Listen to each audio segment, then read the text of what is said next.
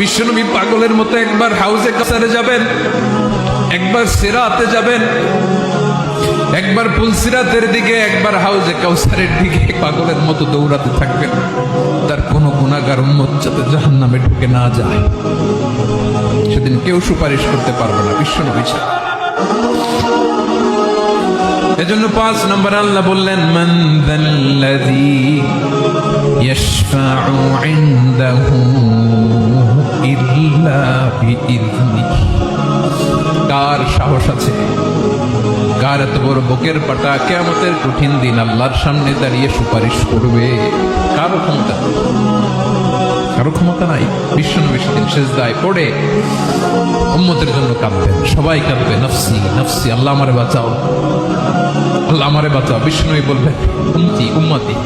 বিশ্বনবী আমার জন্য কাঁদবেন, আপনার জন্য কাঁদবেন, আমাদের জন্য সেদিন কেঁদে কেঁদে জাহান্নামের দরজায় দাঁড়িয়ে আমাদেরকে টেনে টেনে জান্নাতে ঢুকাবেন। এজন্য এই বিশ্বনবীর ভালোবাসা যেন আমাদের হৃদয়ে ভরপুর থাকে। আমার ভাইয়েরা, প্রতি শুক্রবার বিশ্বনবীর উপরে বেশি বেশি যেন আমরা দুরূদ পড়ি। আমরা যখন বিশ্বনবীর সালাম দেই, দুরূদ পড়ি,